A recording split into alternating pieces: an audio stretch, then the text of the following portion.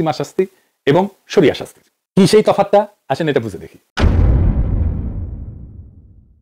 পশ্চিমা আইনে অপরাধীকে সমাজ থেকে বিচ্ছিন্ন করে কারাগারে রাখা হয়, শরিয়া আইনে কারাগারের ভূমিকা গৌণ। শুরুতে তো কারাগারের ধারণাই ছিল না, আমাদের মূলত ধরেন নবী করিম সাল্লাল্লাহু আলাইহি ওয়াসাল্লামের সময় কারাগারই ছিল না, পরে হয়েছে কারাগার। তো শরিয়া আইনে অপরাধী সমাজে ফিরে যায়, তাকে একটা শাস্তি দিয়ে সমাজে ছেড়ে দেওয়া হয়। শরিয়া আইনের শাস্তির দর্শন হচ্ছে শাস্তি প্রতীকী এবং প্রকাশ্য, এটাকে বলা হয় ডেটারেন্স, মানে বাধা দিবে, অপরাধ ঘটাইতে বাধা দিবে। উদ্দেশ্য হলো সমাজকে সতর্ক করা যাতে অন্যরা অপরাধ থেকে দূরে থাকে। শাস্তি ত্বরিত, চূড়ান্ত, দীর্ঘমেয়াদী কোনো বন্দিত্ব নাই। শাস্তি সম্পন্ন হলে অপরাধীকে সমাজে ফেরায় দেওয়া হয়, ফলে সমাজ থেকে বিচ্ছিন্ন হয়ে স্থায়ী অপরাধী পরিচয় তৈরি হয় না। এখানে একটা সংশোধনের সুযোগ থাকে। কারাগার কেন্দ্রিক সিস্টেমে তিনটা জিনিস হয়, কিন্তু সবচেয়ে বেশি জোর দেওয়া হয় রিট্রিবিউশনে বা প্রতিশোধ বা ন্যায় বিচারের ভারসাম্য। অপরাধ করলে যোগ্য শাস্তি পেতে হবে। এখানে অপরাধীকে ভোগান্তি দেওয়া হয় যেন সমাজ মনে করে ন্যায় বিচার হয়েছে। রিহ্যাবিলিটেশন করা হয়, সংশোধন। আধুনিক কারাগারের প্রধান উদ্দেশ্য হচ্ছে অপরাধীকে শিক্ষা প্রশিক্ষণ দিয়ে সংশোধন করা, শিক্ষা দেওয়া, চাকরির দক্ষতা শেখানো, কাউন্সেলিং ইত্যাদি। 3 নম্বর হইতেছে ইনক্যাপাসিটেশন বা অক্ষম করে রাখা, অপরাধীকে সমাজ থেকে সরায় দেওয়া যাতে সে আর ক্ষতি করতে না পারে।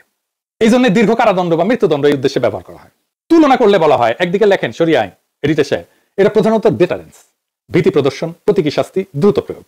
এটার সঙ্গে রিট্রিবিউশন আছে কিছুটা, যেমন কিসাসে সমপরিমাণ প্রতিশোধ। পশ্চিমা আইনে ডান পাশে লেখেন প্রধানত রিট্রিবিউশন, রিট্রিবিউশন শরিয়া আইনে সেকেন্ডারি, পশ্চিমা আইনে retribution primary. 2 number rehabilitation, 3 number ইনক্যাপাসিটেশন। Deterrence আছে, তবে সরাসরি না, প্রকাশ্য না, পরোক্ষভাবে কারাগারের ভীতি এবং আইন প্রয়োগ করে, মৃত্যুদণ্ডের ভিত্তিতে প্রয়োগ করে। তার মানে দেখছেন শরিয়া আইনে যেটা সেকেন্ডারি, পশ্চিমা আইনে সেটা প্রাইমারি। এবার বুঝছেন, পশ্চিমা আইনে উকিল কেনা যায়, রায় প্রভাবিত করা যায়, কারণ পশ্চিমা আইনের মূল ভিত্তি হচ্ছে রুল অফ ল, সবাই আইনের চোখে সমান। অর্থ দিয়া বিচার কেনা সম্ভব না থিওরিটিক্যালি, কিন্তু আইনজীবী, আপনি ভালো আইনজীবী যদি নেন তাইলে আপনি ফেভারেবল একটা রায় পাইতে পারেন। ধনী মানুষেরা, কর্পোরেশন আর বেশি টাকা দিয়া টপ ল ফার্ম ভাড়া করতে পারে। ভালো আইনজীবী মানে কি, মানে সে আইনগত ফাঁক খুঁজে বের করবে, জুরি বা বিচারককে প্রভাবিত করার মতো যুক্তি দাঁড় করিতে পারবে, ভালো লেখাপড়া জানে, ফলে একই অপরাধের জন্য ধনীরা হালকা শাস্তি পায়, গরিবেরা কঠোর শাস্তি পায়। এইটাকে আধুনিক আইনের দর্শনের ভাষায় বলা হয় জাস্টিস গ্যাপ বা 2 টিয়ার জাস্টিস সিস্টেম। তাই সরাসরি রায় কেনা যায় কিনা এটা আমি বলতে চাই না, কিন্তু রায়ের ফলাফলে প্রভাব ফেলার মতো শক্তিশালী সুবিধা কেনা যায়। শরিয়া আইনের তুলনায় শরিয়া অপরাধ প্রমাণের নিয়ম এত কড়া, যেমন 4 জন সাক্ষী লাগে, নির্দিষ্ট শর্ত লাগে, এবং উকিল দিয়ে খেল খতম করার সুযোগ সীমিত। আদি শরিয়া আইনে উকিলের কোনো রোলই ছিল না। আবার বিচারকের বা কাজীর বিচারের বিবেচনার অংশ শরিয়া আইনে কম, কারণ শাস্তি আল্লাহ নির্ধারিত, ফলে উকিলের ভূমিকা সীমিত, রায়কে কেনা বাঁকানো কঠিন। পশ্চিমা আইনে ধনীরা অর্থ দিয়ে, আইনজীবীর শক্তি দিয়ে রায় প্রভাবিত করতে পারে, মানে থিওরিটিক্যালি সমতা থাকলেও বাস্তবে বৈষম্য হয়। শরিয়া আইনে ঐশ্বরিক বিধান, কড়া প্রমাণ কাঠামোর কারণে এই সুযোগটা সীমিত। একটা গুরুত্বপূর্ণ তফাৎ আছে শরিয়া আইনে, কি সেটা? শরিয়া আইনে অপরাধের যেটা ধারণা, অপরাধকে শরিয়াতে 2 ভাগে ভাগ করা হয়। একটা হচ্ছে হক্কুল্লাহ, আল্লাহর অধিকার, আর একটা হচ্ছে হক্কুল ইবাদ বা বান্দার অধিকার। হক্কুল ইবাদ যেমন এটা খুন, শারীরিক আঘাত, মানহানি, এখানে ভিকটিম তার পরিবার গুরুত্বপূর্ণ ভূমিকা রাখে ন্যায় বিচারের ক্ষেত্রে।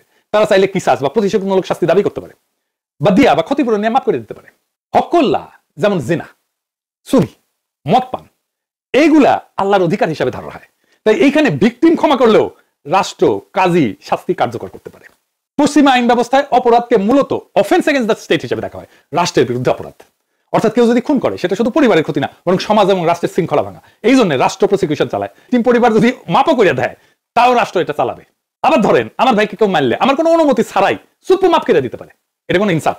তা আমাদের পশ্চিমা আইনের ফাঁকগুলো দেখলেন তো, এই ফাঁকগুলো অবশ্যই শরিয়া আইনের দার্শনিক ধারণা পূরণ করতে পারে।